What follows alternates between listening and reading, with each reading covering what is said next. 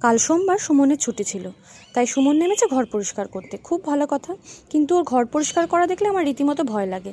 কারণ যেটা আমি আধা ঘন্টায় করব সেটাও 1.5 ঘন্টা ধরে করবে, কিন্তু নো ডাউট ভীষণ সুন্দর পরিষ্কার করে করবে, আপনি একটু ঝুলও খুঁজে পাবেন না।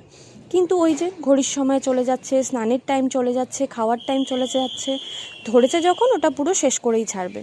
খুব ভালো কথা, আজকে আমি হচ্ছি হেল্পার। আর আজকে না ভীষণ সুন্দর রোদ উঠেছে, কদিন ধরেই উঠছে। আর মা রান্না করছে সর্ষে দিয়ে পোস্ত দিয়ে পাবদা মাছ। তো সেটা আমি বেশি পছন্দ করি না, তবে আমি খেয়ে নিই সবই। তবে আমার ওই সর্ষে পোস্তর থেকেও না ওই পাবদা মাছের দিয়ে পাতলা ঝোলটা, আলু দিয়ে বেগুন দিয়ে ধনেপাতা ছিটিয়ে, ওটা আমি বেশি ভালোবাসি। খেয়ে তো নিই আমি সবই, তবে ওটা আমার বেশি পছন্দ। আলাদা করে মাছের ঝোলও হচ্ছে, আমি আর সুমন ওই পাতলা মাছের ঝোলটাই বেশি পছন্দ করি। আর আরেকজন হচ্ছে মন দিয়ে পেপার পড়ছে, সব বুঝতে পারছে, কিন্তু দেশের খবর তো রাখতে হবে না। ও উল্টো পেপার এমনভাবে পড়বে, পেপারটা কিন্তু উল্টো ধরেছে, এমনভাবে পড়বে যেন কত কি বুঝতে পারছে, আবার বিড়বিড় করে পড়বে, গোটা ঘর ঘুরে ঘুরে পেপার দেখবে, মানে যা দেখে তাই করতে হবে। আর পেপারে যদি কোনোদিন হাতির ছবি থাকলো বাস, তাহলে তো আনন্দ আর কে রাখে। মানে সেদিন খুব খুশি হয়ে যায়, সারা ঘর ঘুরে ঘুরে আমাদেরকেও পেপারের হাতিটা দেখাবে।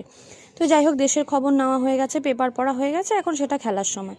এই ফাঁকে আমি একটু ছাদে চলে গেলাম ফুল গাছগুলো দেখতে। রোদ উঠেছে না, ফুলগুলো বেশ সুন্দর করে ফুটছে।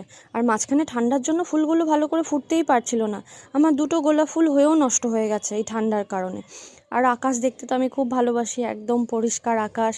আর সুমন বাড়িতে বলেই একটু সময় পাচ্ছি, অন্যদিনও সময় পাই, তবে একটু রিল্যাক্স থাকা যায় ওই আর কি। কারণ মা তো মার কাজে ব্যস্ত থাকে, আমাকে রিতকে দেখে রাখতে হয়। আর এইদিকে হচ্ছে ফুলগুলো দেখতে দেখতে ভাতও হয়ে আসছে, মাছের ঝোলও হওয়ার পথে। তো ব্লগটি কেমন লাগলো জানাবেন, আর সকলে ভালো থাকবেন।